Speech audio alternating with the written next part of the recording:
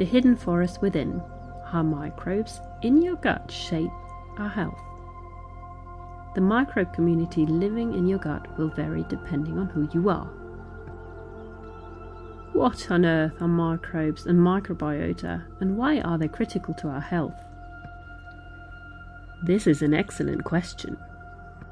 Gut microbes are tiny living organisms like bacteria, viruses and fungi that live mainly in our digestive system. To make this all a bit more accessible, let's apply a metaphor. Think of them as a variety of bushes, flowers and trees. In other words, plants make up a wonderfully diverse and lush forest in your gut, helping maintain a healthy balance and supporting various healthy bodily functions. The forest, which is made up of a variety of different kinds of microbes, or plants, is the metaphor for microbiota. Interestingly, microbes do more than just hang out. They play a role in digestion, breaking down the food we can't digest on our own, like certain fibres. They also help produce vitamins such as B and K, support the immune system and even communicate with our brain, influencing our mood and behaviour. In return, our gut provides them with a safe environment and nutrients. When these microbes are balanced, they work together to keep us healthy. Our gut has millions of them. The variety of plants' microbes changes as we grow older and depends on our sex. As a rule of thumb, research has suggested that the more variety of good plants we have, the healthier we might be.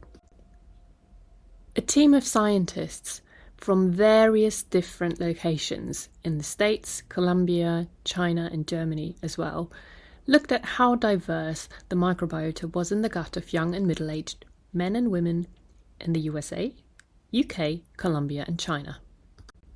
They published a research article titled Age and Sex-Dependent Patterns of Gut Microbial Diversity in Human Adults in the American Society for Microbiology journal. Their study aimed to understand how adult people's age and sex relate to the variety in gut microbiota. As some modern therapies try to improve human gut microbiota, this study gives us an idea of how we need to adjust the intervention to personal circumstances, which is often referred to as tailoring or personalized therapy, and is quite the opposite of the one-size-fits-all approach. The researchers used data from 3 previous studies on microbiota composition in adults. They compared the data between the 4 countries. They tried to understand if and how the microbiota diversity changed with age and sex amongst the people living in each country. How did the researchers analyze the data? They looked at the data comparing younger and older adults within each country. First, they used a statistical model called linear regression. Statistical models are like recipes on how to look at numbers or data to find patterns, which help them see by drawing a simple line through a cloud of data to understand how a plant, or in our case microbe, variety in your gut, forest or microbiome, changed as they considered the participants' age and sex. The scientists looked at the various genetic sequences in the data to understand how diverse the microorganisms were. In other words, to see how many different kinds of plants there were, the scientists checked the unique codes in each one's DNA. They also looked at how evenly different plant types were present, and in this way they could see if one type of plant dominated or if different types of plants were present in similar amounts, to carry on the metaphor. There are many different things that can influence what kind and how many plants grow in a forest.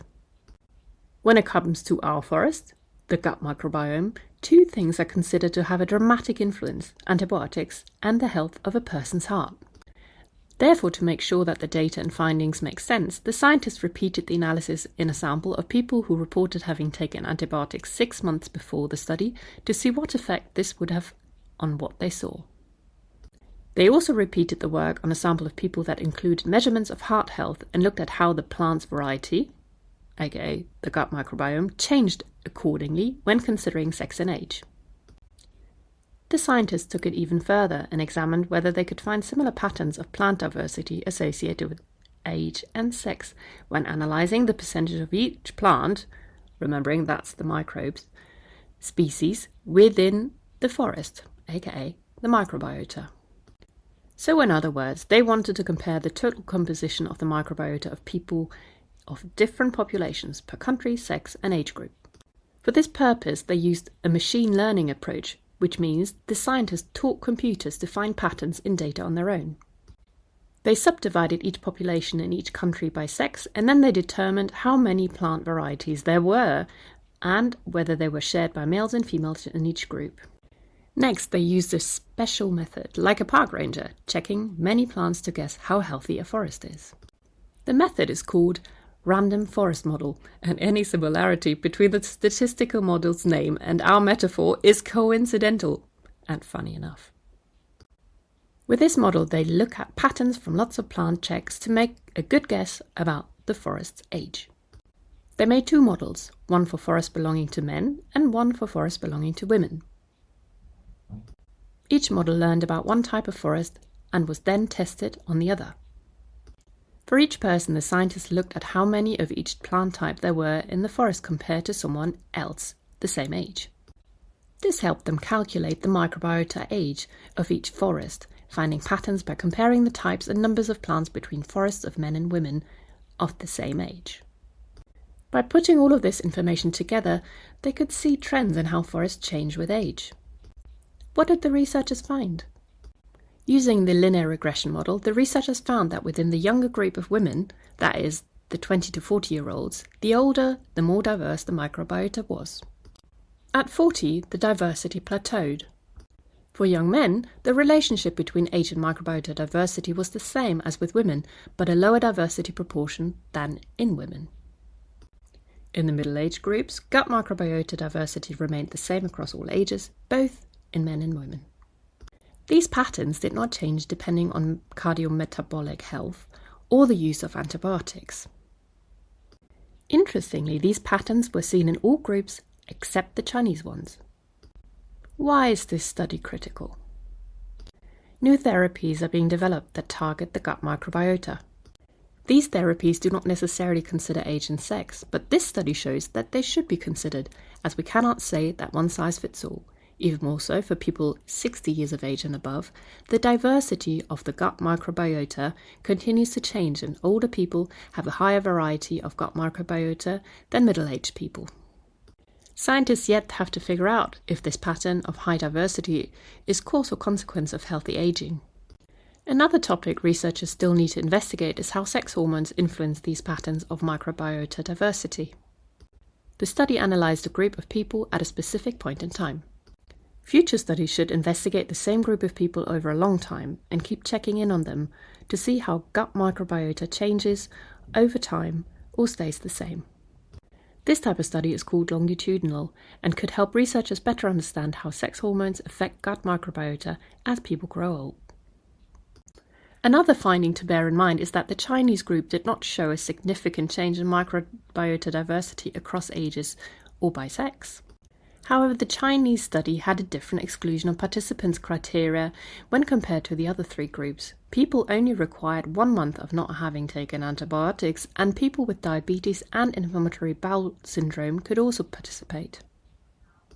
Nevertheless, the similarities in the findings of the Colombian, USA and UK groups, despite the geographical differences and the differences with the results of the Chinese group, show that it is worth pursuing more studies with large sample sizes and diverse geographical locations to discover subtle patterns that could lead to surprising insights and help researchers develop personalized medicines that target the plant community living inside of us.